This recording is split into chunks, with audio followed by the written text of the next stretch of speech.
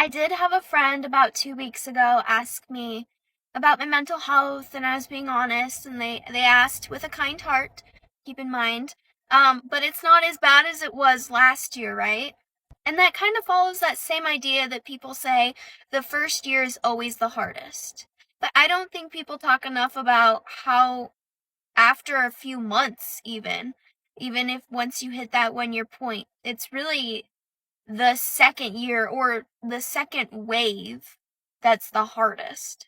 Because when you lose somebody, people flood your phone with text messages, most commonly, of like, I'm sorry for your loss, let me know what I can do for you. Some people might take it a step further, send a card or a gift card to go get food. Maybe a neighbor might cook something for you. If you have a really great support system, it goes up from there a little bit.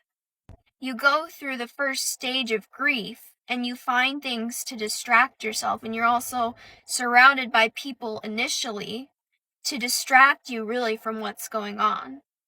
But eventually that all slowly fades away, and what you're left with is yourself. I would argue October of 2022 is tenfold worse than I was October of 2021. You see, in my situation and many other people out there, there's an added layer of the grief process that I think is more hurdle to the grief process, and that is trial. Trial has become so much of my life this past year because there's always pre-trial hearings, and then they get postponed, and then you get told and you cling on to a new date just for it to get postponed again. All your support systems have sort of drifted away somehow, and everybody else seems like they've moved on so easily that it's just a whole different feeling of you feel so isolated dealing with your own grieving process. But then I haven't even been able to start an actual fully encompassed grieving process because trial is currently set for January 10th of 23.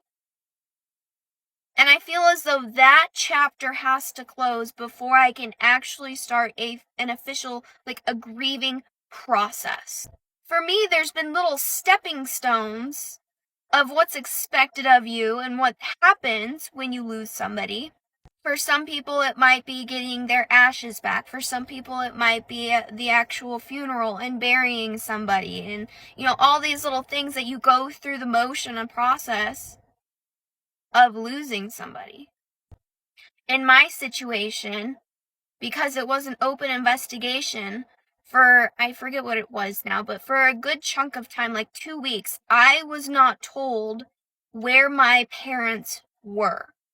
So for me, they were missing. Like, they were with police and whatever autopsy people, but for me, they were missing until I got the phone call, hey, they were delivered to your funeral chapel.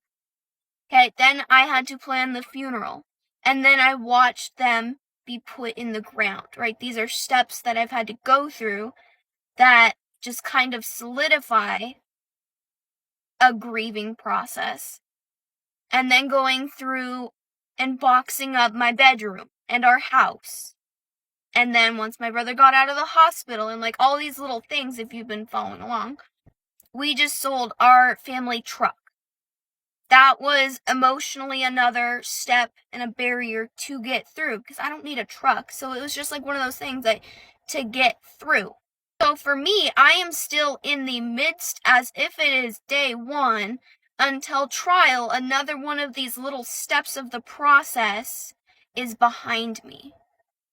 If this even makes sense.